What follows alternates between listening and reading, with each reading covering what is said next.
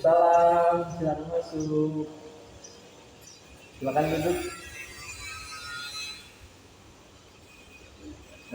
Selamat pagi, terima kasih ya sudah datang ke layanan konseling berhenti merokok kami. Perkenalkan, nama saya Nugroho Ilahi sebagai konselor yang akan mendampingi kamu dalam perjalanan berhenti merokok kali ini ya. Kalau boleh tahu namanya siapa ya? Nama saya Jadi Mustia. Bagaimana perasaan kamu hari ini pas datang ke konselor berhenti merokok ini? Perasaan saya campur aduk antara semangat dan khawatir. Semangat karena akhirnya saya berani mengambil langkah ini, tapi khawatir karena saya sudah beberapa kali gagal berhenti merokok sebelumnya. Ya, saya apresiasi mau keputusan kamu ya untuk mengambil langkah ini. Berhenti merokok adalah keputusan yang sangat penting bagi kesehatan kamu kan. Sebelum kita mulai, saya ingin menjelaskan bahwa proses berhenti merokok adalah suatu perjalanan personal yang berbeda setiap orangnya kan. Beberapa orang mungkin berhasil dalam sekali percobaan. Ada juga orang-orang itu yang hingga sampai 3-4 kali belum berhasil. Yang penting ada niat dan komitmen di dalam diri kamu. Dalam sesi ini kita akan menilai tingkat ketergantungan nikotin menggunakan kuesioner adiksi, membahas riwayat perokok, mengidentifikasi pemicu sama hambatannya apa, serta menyusun rencana yang sesuai dengan kebutuhan yang kamu sekarang. Apakah ada pertanyaan sebelum kita mulai? Tidak ada pertanyaan, Kak. Saya siap untuk memulai. Memang benar yang Kakak bilang, saya sudah pernah mencoba 3 kali sebelumnya, tapi selalu gagal dalam hitungan minggu. Saya berharap kali ini berbeda. Coba ya. Baiklah, mari kita mulai dengan beberapa pertanyaan dasar ya. Ada berapa lama kamu itu udah mulai rokok dan apa pernah kamu mencoba berhenti sebelumnya? Saya sudah merokok sekitar 10 tahun. Mulai dari SMA kelas 2, jadi dari umur 17, sekarang saya 25 tahun. Seperti yang tadi saya bilang, saya sudah 3 kali mencoba berhenti. Pertama, sekitar 2 tahun yang lalu, berhasil 2 minggu terus merokok lagi karena stres kerja. Yang kedua tahun lalu, cuma bertahan 10 hari, karena ada acara pernikahan teman dan ikut-ikutan merokok lagi. Yang ketiga 6 bulan lalu, itu yang paling lama, hampir 1 bulan. Dan akhirnya merokok lagi karena bertengkar dengan istri. Ya. Terima kasih atas informasinya ya. Sekarang saya akan melakukan kuesioner adiksi nikotin progesteron untuk mengatur tingkat ketergantungan nikotin. Kuesioner ini mungkin memiliki 6 pertanyaan dan akan membantu kita memahami intensitas ketergantungan fisik terhadap nikotin. Mari kita mulai dengan beberapa pertanyaan pertama ya. Berapa banyak rokok yang kamu hisap dalam satu hari? Biasanya 1 bungkus per hari, jadi sekitar 20 batang. Tapi kalau lagi stres kerja atau ada deadline, bisa sampai 1,5 bungkus, jadi sekitar 25 sampai 30 batang. Seberapa cepat kamu menyalakan rokok saat kamu bangun tidur? Setelah bangun tidur gitu, berapa waktu yang kamu perlukan untuk mulai merokok? Wah, ini yang paling susah, Kak. Begitu bangun tidur, bahkan sebelum ke kamar mandi, saya langsung ambil rokok. Paling cuma 2-3 menit setelah mata kebuka. Kadang-kadang masih di tempat tidur sudah nyalain rokok. Berat ya. Rokok, saat merokok mana yang kamu tidak relakan untuk dihentikan gitu? Jelas rokok pagi hari, Kak. Itu kayak ritual wajib. Tanpa rokok pagi, rasanya hari saya belum dimulai. Rokok pagi itu yang paling mantap rasanya. Apakah kamu merokok lebih banyak dalam 2 jam pertama setelah bangun tidur atau sisa-sisa harinya? Ya, saat dalam 2 jam pertama setelah bangun, saya bisa habis 4 sampai 5 batang rokok pertama setelah bangun. Terus sambil kopi habis mandi sebelum berangkat kerja, terus di perjalanan ke kantor. Setelah itu baru agak. Apakah Anda kesulitan untuk menahan rasa ingin merokok di tempat yang dilarang gitu, seperti bangunan umum, pesawat terbang, atau tempat kerja? Sangat susah kak, di kantor saya sering ke toilet atau ke tangga darurat baru merokok diam-diam. Padahal kantor seharusnya bebas rokok. Ya. Kalau naik pesawat saya selalu gelisah dan langsung merokok begitu turun. Bahkan di rumah sakit waktu jumlah orang sakit, saya suka keluar sebentar buat merokok. Apakah kamu masih ingin merokok saat kamu sakit berat hingga kamu itu harus berbaring di dalam tempat tidur sebagian besar waktu kamu? Iya kak, bahkan waktu saya demam tinggi 3 hari lalu, tenggorokan sakit, saya masih merokok. Memang batuk-batuk parah setelahnya, tapi tetap nggak bisa berhenti. Istri saya sampai marah-marah. Oke, terima kasih ya telah menjawab semua pertanyaan dengan jujur. Berdasarkan jawaban yang kamu uraikan tadi, skor Progrestrom kamu itu 8 poin yang menjelaskan tingkat ketergantungan nikotin cukup tinggi. Skor kamu itu menunjukkan ketergantungan nikotin tinggi kan, ketergantungan fisik kamu terhadap nikotin cukup kuat. Yang berarti kamu itu mungkin mengalami gejala penarikan yang signifikan saat berhenti.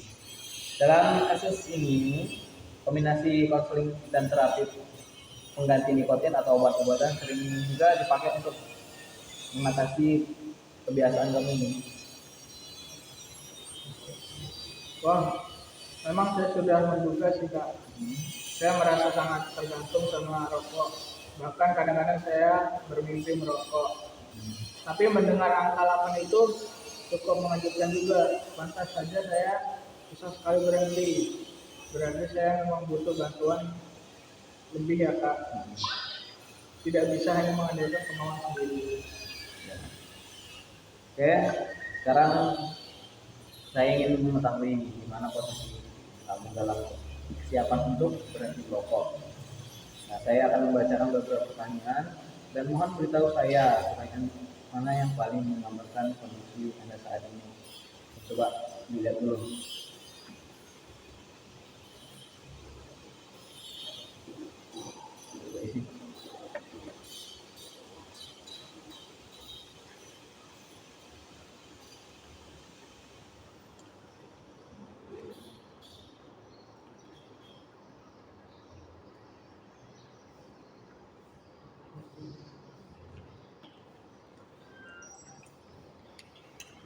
Ya.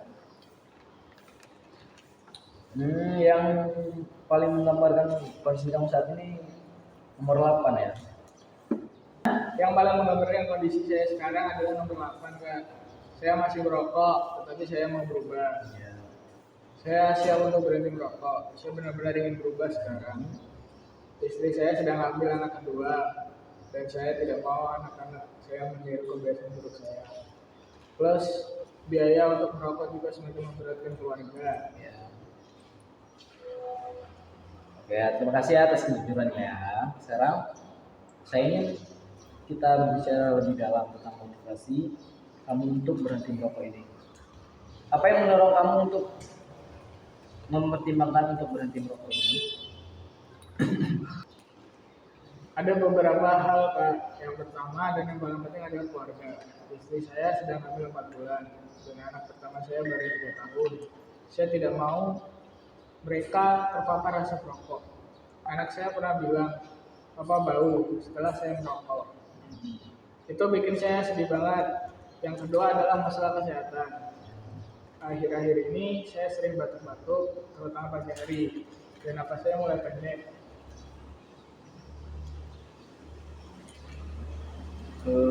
Motivasi yang Anda sebutkan sangat kuat dan personal.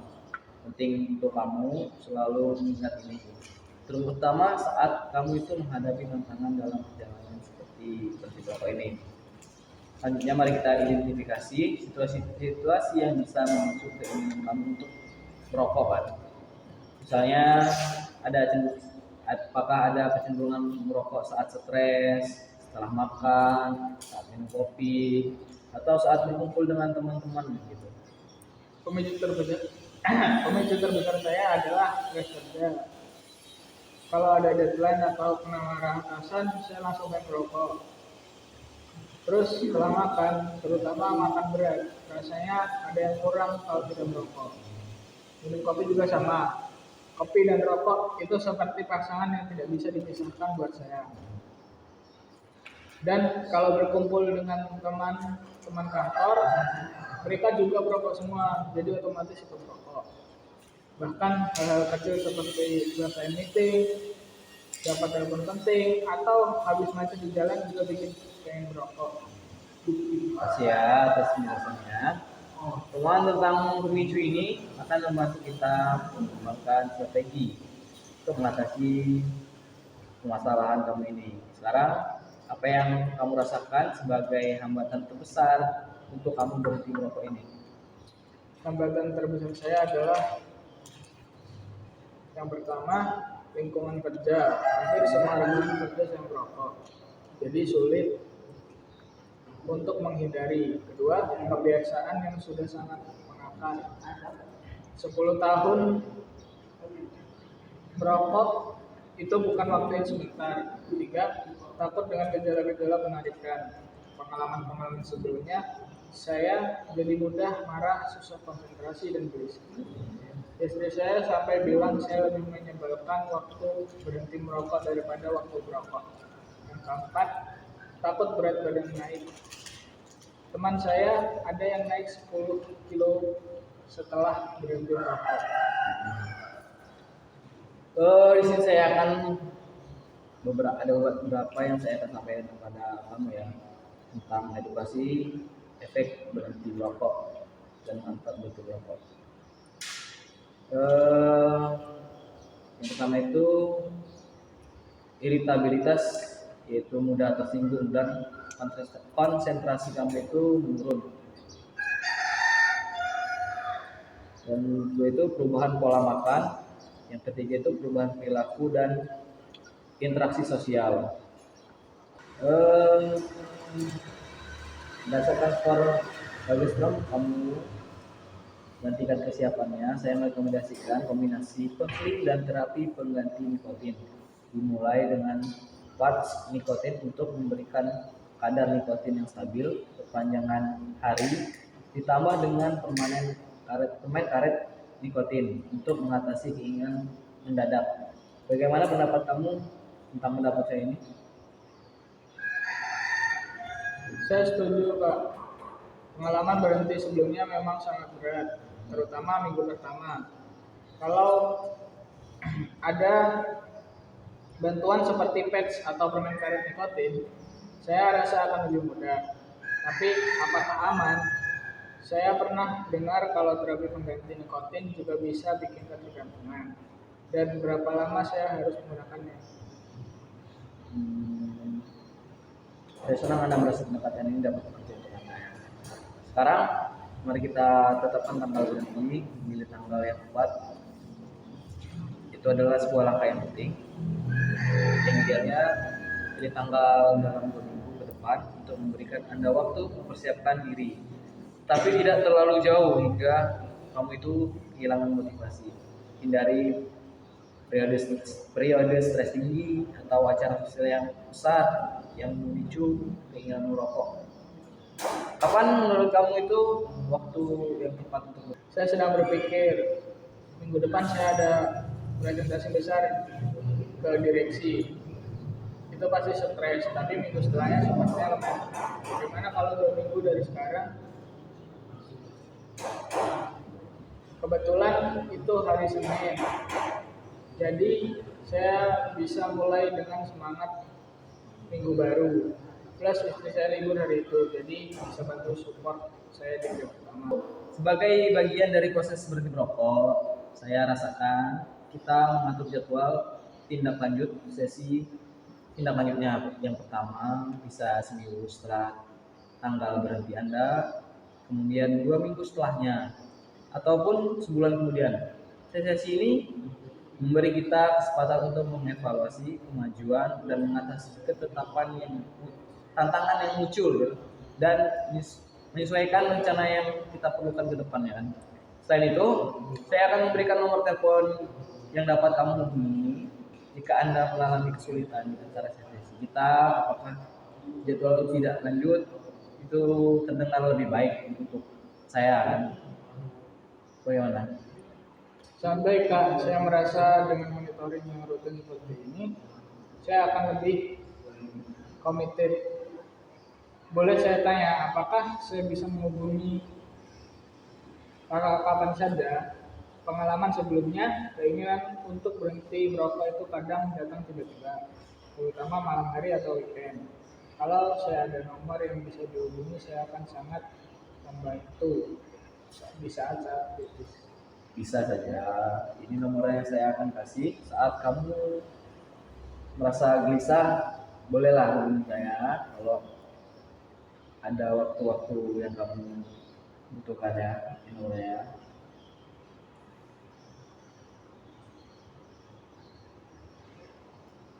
Ya, nomornya.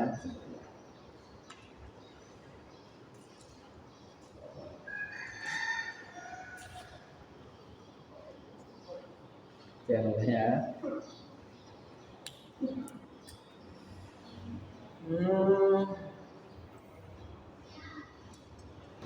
Saya sangat mengapresiasi keterbukaan dan komitmen kamu dalam sesi ini. Berarti merokok adalah suatu hal baik yang dapat kamu lakukan untuk kesehatan kamu. Dan saya yakin dengan rencana yang telah kita buat dan kamu dapat berhasil. Ingat, kekambuhan kamu itu adalah gejala yang umum dari proses berhenti merokok. Jika kamu kembali merokok, jangan anggap itu sebagai kegagalan yang total. Analisis apa yang bisa memicu kekambuhan itu pelajari dari pengalaman tersebut. Dicoba lagi. Setiap upaya yang meningkatkan kemungkinan itu bisa menghasilkan keberhasilan yang jangka panjang. Apakah ada pertanyaan atau kekhawatiran yang ingin kamu sampaikan gitu sebelum kita mengakhiri sesi hari ini? Terima kasih Kak, sesi ini jauh lebih komprehensif dari yang saya bayangkan. Saya merasa lebih siap dan optimis sekarang.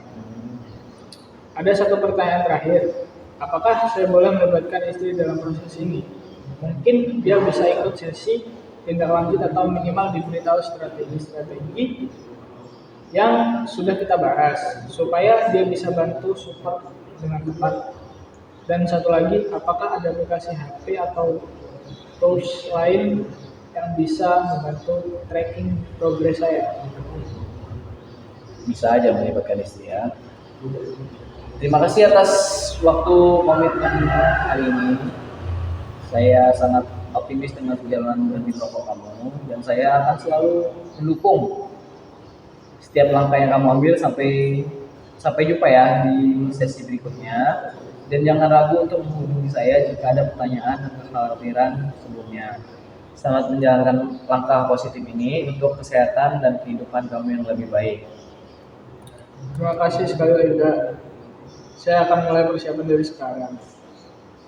Hari ini juga saya akan beli patch dan permen karet nikotin yang Kakak rekomendasikan. Saya juga akan mulai kurangi rokok secara bertahap sambil menunggu tanggal 7 sampai jumpa di minggu depan dan semoga perjalanan saya kali ini berhasil. Ya, semoga berhasil ya. Kita akhiri sesi ini. Terima kasih ya.